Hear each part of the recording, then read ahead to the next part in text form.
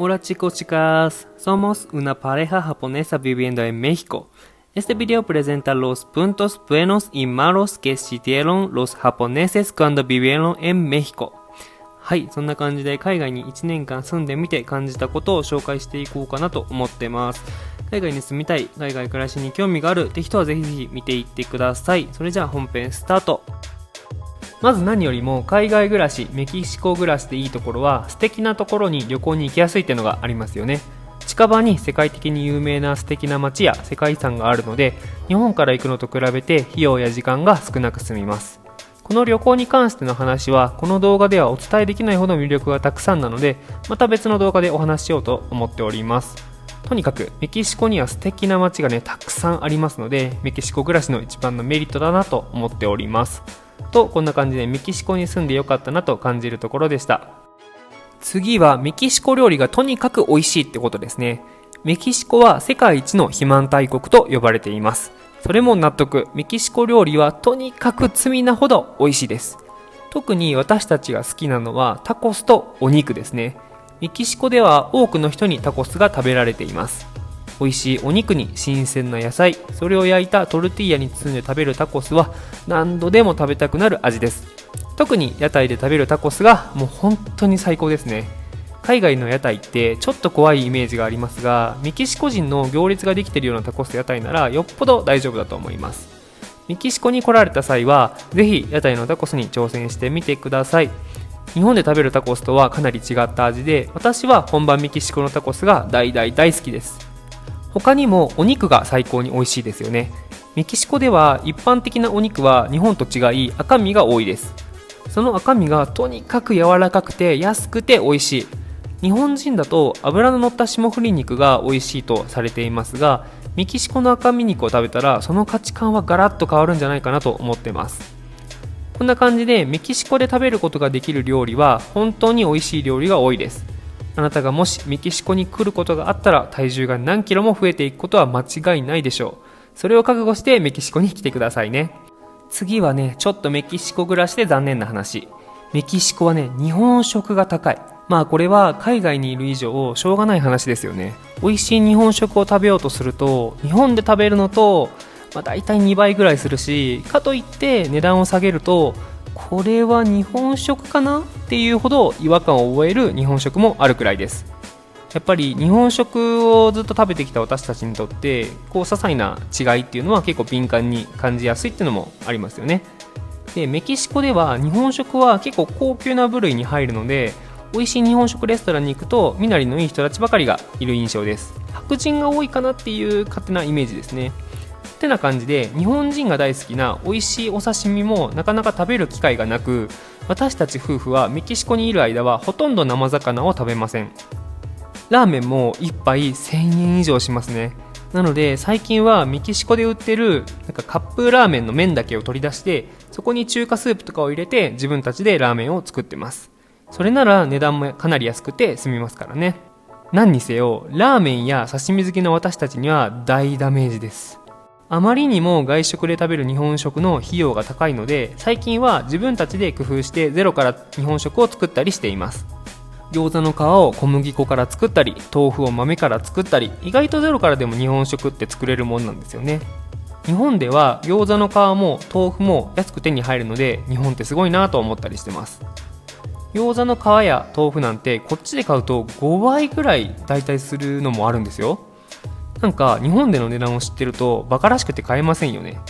って感じで、最近は自分たちで作ってます。主にマイさんが作ってくれてるんですけどね、本当に彼女は何でも自分で作っちゃうのですごいなといつも思ってます。メキシコに暮らしている方で日本食をもっと食べたいって方はぜひマイさんに料理教室の依頼をするといいんじゃないかなと思います。とこんな感じでメキシコに住んでちょっと残念だなと感じたところでした。次はまたメキシコのいいところ、家賃が安いです。私たちの住んでる家は一戸建てでリビングも大きく、トイレ、バスルームがそれぞれ3セットずつ、お部屋も3つあります。24時間体制の守衛さんもいて、さらに敷地内にはプールやジムもあるんです。これって日本だとかなり家賃の高い家の装備ですよね。メキシコではこれでなんと家賃が約6万円弱。日本では6万円でこんな豪邸には住めませんよね。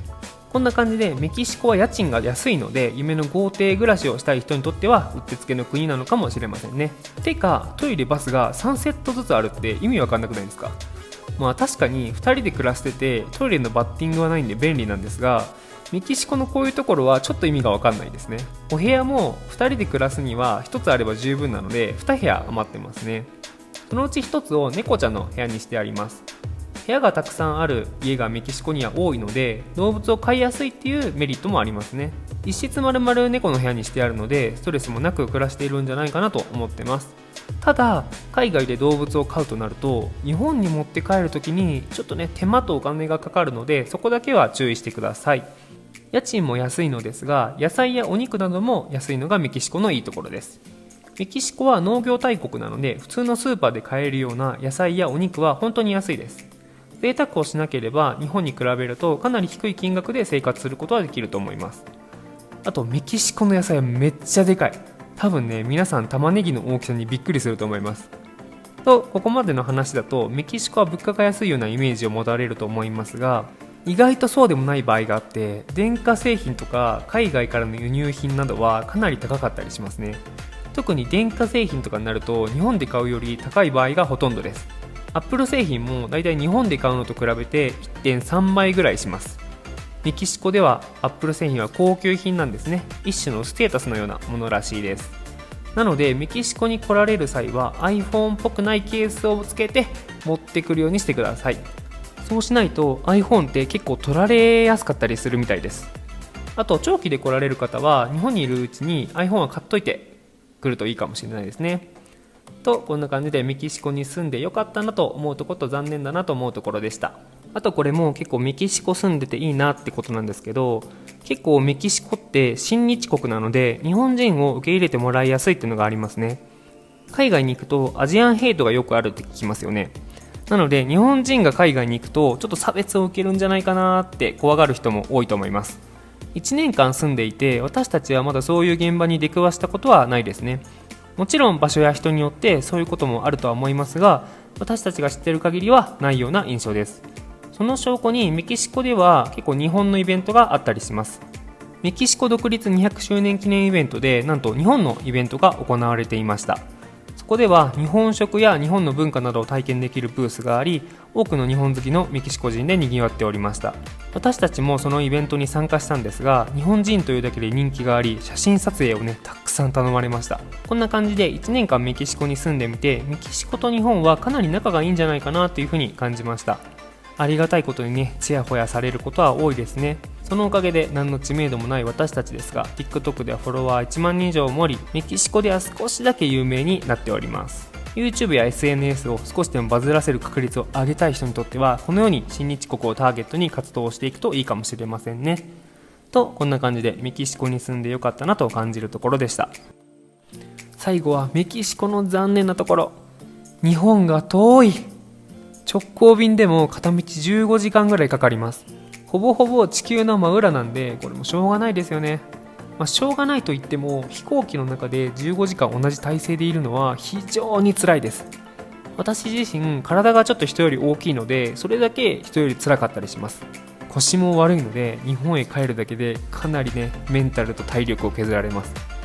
そして日本が遠いということは、日本にいる家族や友人にも会いづらいということですよね。大好きな家族にも会えませんし、友達と楽しいことをするにも一苦労です。その分会えた時の喜びは非常に大きいんですけどね。あとはこれはメキシコ暮らしでいいところなのか悪いところなのかはちょっと分かんないんですけど、日本に対してのセンサーがかなり敏感になります。これはどういうことかというと、日本に一時帰国した際に感じたことなんですけど、日本特有の文化、日本食の美味しさ、日本の悪いところ、いいところ、これらをね敏感に感じるようになります。例えば日本は公共施設がめっちゃ清潔だなとか、日本食ってこんなに美味しかったっけとか、日本のバスや電車は時間通りに動いてて素晴らしいなとか、日本はちょっと制限が多くて窮屈だなとか、こんな感じで日本をねビンビン感じるようになりますね。これも海外在住者あるあるなのかもしれないですね。はい、こんな感じでメキシコや海外在住者にとって残念だなと感じる話でした。はい、ということで今回の動画は以上になります。いかがだったでしょうか。メキシコに1年間住んでみて感じたいいところと悪いところでした。他にもね、たくさん話したいことはね、めちゃくちゃあるので、それはまた別の機会に動画にしたいと思います。今回はこんなところで動画終わりにします。それでは最後まで見てくれてありがとうございます。それではアディオース。